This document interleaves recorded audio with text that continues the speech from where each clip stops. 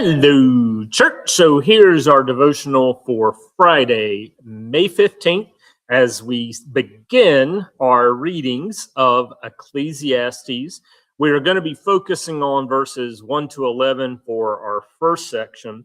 I am hoping this is going to work okay, because what I have shared so far from the message has been from a New Testament Psalms and Proverbs version that Barb had initially, and not the full translation, even though it's been done.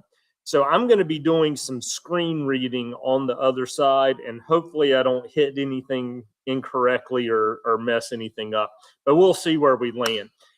So you can refer back, if you didn't catch it, to our introductory videos, which is going to set up a little bit for us in understanding the plot, the vocabulary, this name, Koheleth, which is going to be the quester in the message. And we'll give you some commentary from Towner as we move along as well. Intriguingly, they agree in this that they break out verses 2 to 11 as the section. The first part for verses 1 and 2 is a superscription to the book. So for Towner, when he's laying it out with the NRSV and NIV, he's actually breaking verse 1 and then verse 2 and then doing this section together. So you'll see me flipping a whole bunch of pages. We begin. The words of the teacher, the son of David, king in Jerusalem. Vanity of vanity, says the teacher. Vanity of vanities, all is vanity. Let me go ahead and give you the NIV for just a little pause there, because it's going to be using the word meaningless. Meaningless, meaningless, says the teacher, utterly meaningless. Everything is meaningless. That's probably going to be a more specific context for modern readers than the vanity part, just so you have that in your ear. And then here's the main body. What do people gain from all the toil at which they toil under the sun? A generation goes and a generation comes, but the earth remains forever. The sun rises and the sun goes down and hurries to the place where it rises. The wind blows to the south and goes around to the north. Round and round goes the wind, and on its circuits the wind returns. All streams run to the sea, but the sea is not full. To the place where the streams flow, there they continue to flow. All things are wearisome, more than one can express. The eye is not satisfied with seeing, or the ear filled with hearing. What has been is what will be, and what has been done is what will be done.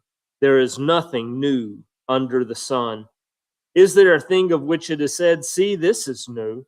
It has already been in the ages before us. The people of long ago are not remembered, nor will there be any remembrance of people yet to come by those who come after them. Towner shares. At least three major challenges to conventional piety lurk in the poem of Ecclesiastes 1, 3 to 11.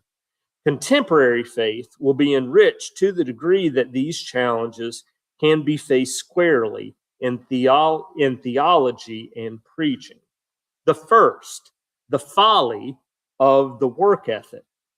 The implied answer, nothing, to the rhetorical question of verse 3, and that's, what do people gain from all the toil at which they toil under the sun?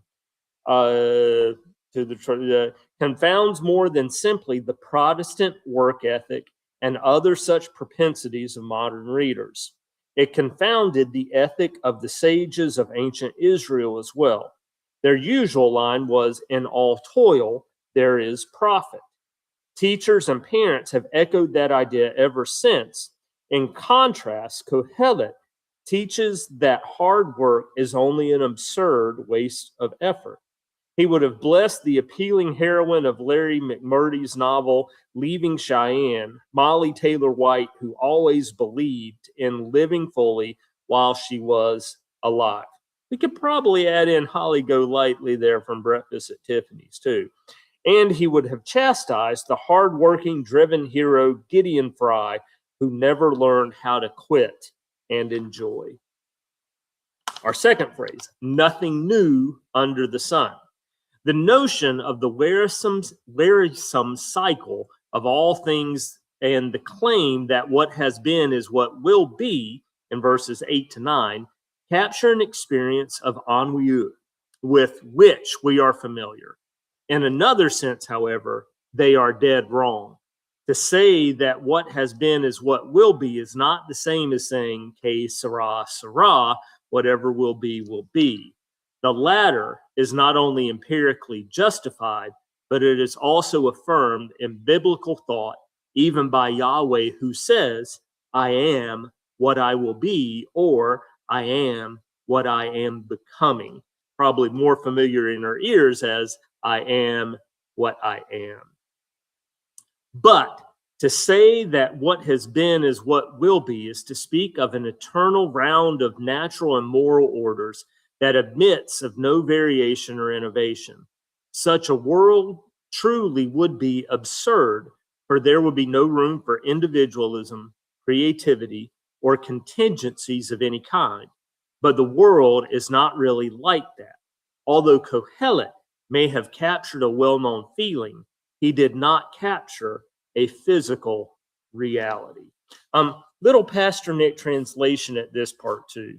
I would encourage you as we try to engage this work, not dissimilar from some of our pieces in Proverbs 30 as we were dealing with skepticism. You conceive this in the thought process of a person who is in a time of struggle and questioning, deeply questioning, even the very purpose of their existence as we go along in these days. Our third and final piece, no abiding fame.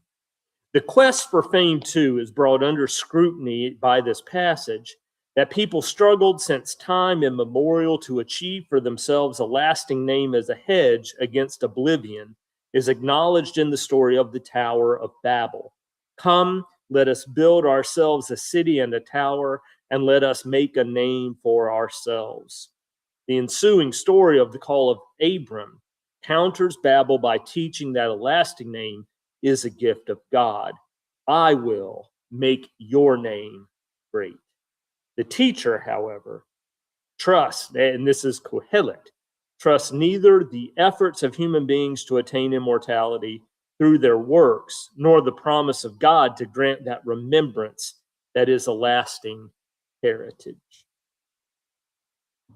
And now, a little bit of Eugene Peterson for us as we finish off.